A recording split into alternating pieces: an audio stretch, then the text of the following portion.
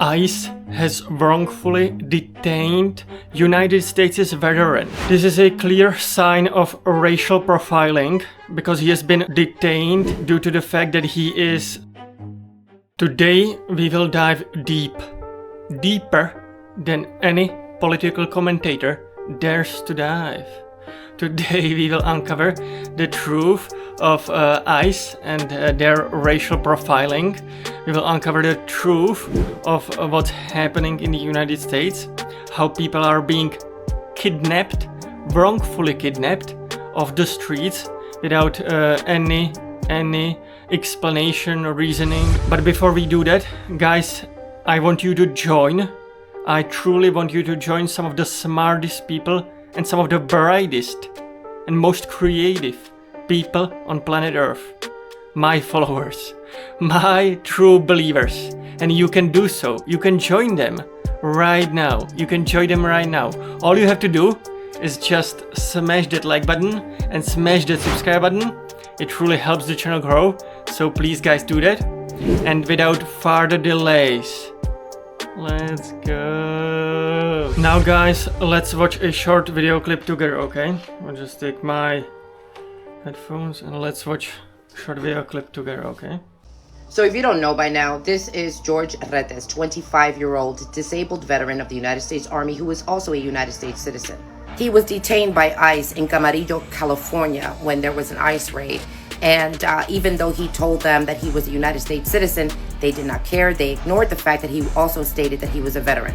His wife, who is also a U.S. Army veteran, pleaded with them to find out where his whereabouts were, and they failed to tell her anything. Well, after 3 days of being detained by ICE, he was finally released from ICE detention. Upon his release, he made a statement, and here it is. My name is George Retes. I'm a 25-year-old U.S. Army veteran, a U.S. citizen, and I work as a security guard at Glass House Farms in Camarillo, California. On July 10th, I was wrongfully detained by ICE agents while simply trying to report to work. I was pepper sprayed, tear gassed, had my car window smashed, and was dragged out of my vehicle at gunpoint, all while I was nonviolent and doing nothing wrong. I clearly identified myself as a U.S. citizen and an employee of the farm, yet federal agents ignored me, yelled conflicting orders, and then violently detained me. I was held in custody for 3 days without any charges, without a phone call, and without access to legal help. I was never told why I was arrested. I never received care to clean myself despite being covered in tear gas and OC spray for days. This is not how any person should be treated, especially not a veteran who served this country with honor. I didn't break any law. I was just trying to go to work. What happened to me wasn't just a mistake, it was just a violation of my civil rights. It was excessive force, and it was a failure of justice. I'm speaking out not just for myself, but for every citizen who could have ended up in my place that day. I'm calling for a full investigation into the actions of ICE and other agencies involved in this operation. I want the agents who ignored protocol and used force against me to be held accountable. And I want the public to know the truth. This raid didn't just target immigrants, it hurt Americans too. I will not stay silent. I serve this country, and now I'm demanding it to be right by me. The United States government, the ICE, the body of the government, has wrongfully detained United States veteran, true disabled veteran, and they have done so only because of the fact that he looks Latino, because he is Latino. They have been racially profiling people. They have been without any real explanation or reasoning. They have been simply kidnapping people off the street just because they look and act differently than the white majority, which is obviously horrific. This is truly unacceptable in a Western society. This feels like United States is turning a little bit into dictatorship that is going against not just Latinos, but also they have been detaining anybody who raises questions about what's the empire doing in the Middle East. Those people who have raised questions has been also kidnapped.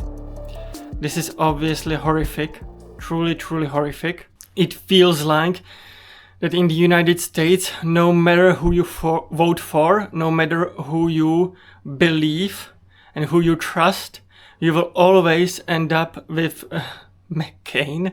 You will always end up with a warmonger. You will always end up with someone who wants to nothing else but the war machine to grow, the military industrial complex to grow and impose its hegemonic projections all over the world, impose its colonial projections all over the world. You always get a warmonger, you always get someone who supports the never-ending wars, or if you have somebody who campaigns on peace, they have to be blackmailed, obviously. I'm not going to talk about who it might be, but we all know who is the one that might be under blackmail. The country is truly under blackmail. But let's be honest, it's not just Trump, but there are huge amounts of politicians, congressmen, senators, even different mayors who are truly under the control of foreign nation, foreign secret police. And this is obviously making things a little bit complicated. Now, obviously in two-party system, you always have to satisfy, at least you have to try to satisfy your own base, and so you have to drop them some meat, you have to always drop them something. So for example, the libtards will drop shared bathrooms and all sorts of insane far-right policies that will create a hateful reaction from the other side, from the Trump-tards. And on the other hand, today we will see that the Trump-tards, they also have their own meat, they have their own sadistic satisfactions, like for example kidnapping people off the streets if they are the wrong color and stuff like that. So the pendulum always swings from one side to the other, from libtards to the Trump-tards and back and forward. Between those two, always, the insanity never stops in the United States. And so we see that playing out with these insane ICE detention centers and ICE kidnapping raids. Now, we will hear from a dude who has visited the newest alligator Auschwitz, the alligator Alcatraz that has been built in Miami. So guys, let's check out the video together, okay? Let's check it out. Hey everybody, I just left the Everglades internment camp, the Everglades detention facility for immigrants, and I gotta tell you that the conditions are horrible. These are people being caged. 32 people per cage. Only 3 toilets for a group of 32 grown men. And where they drink water is from the toilet. It's only a spigot that comes from the toilet, and that's where you also drink water. The food portions are horrible. It was very hot and warm within the actual tent where the cages are held. I saw people sweating.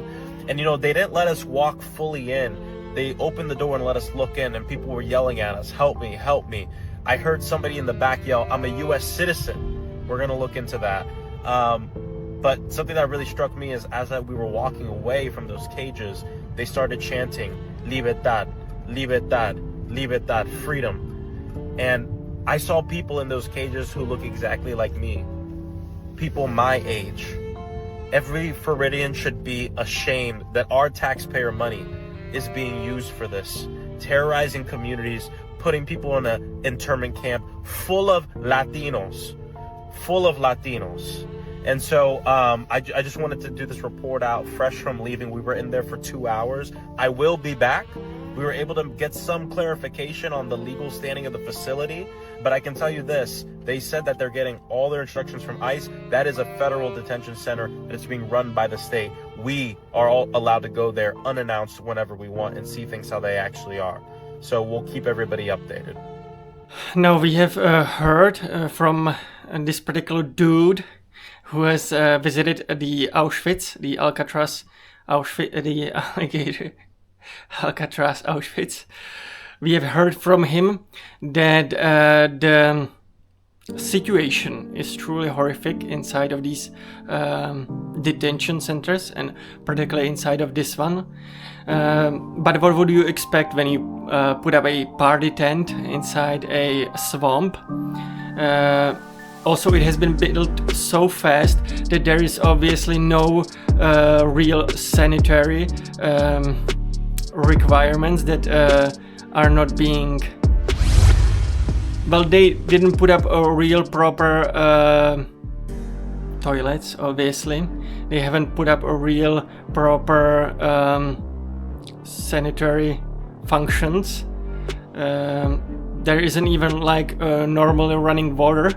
There isn't enough water for those who are detained there. So this situation is obviously horrific. The conditions are truly horrific. These types of things are obviously borderline crossing the humanitarian rights. This detention center is most likely breaking humanitarian rights.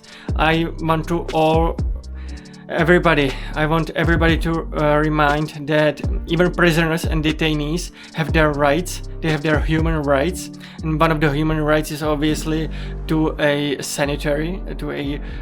reasonable sanitary requirements. That's just normal human right, and it seems that in this particular camp, in this particular whatever you want to call it, or labor camp, it's not necessarily extermination camp like Auschwitz really was, but it is truly seems like a pretty horrific camp with truly horrific conditions, and it seems like it is truly questionably violating all of the human rights that we stand for in the West, that we believe in the West, and this facility is breaking these laws, these human rights. Now, with all of this being said, guys, I'm gonna end the video here. Make sure to check out my blog. It is amazing, unique, and everything you ever wanted. It's truly fun. All of you, the geniuses that watch this channel, the true believers that watch this channel, you will obviously find the blog amusing, amazing, fun, entertaining, and full of esoteric information. So make sure to check it out.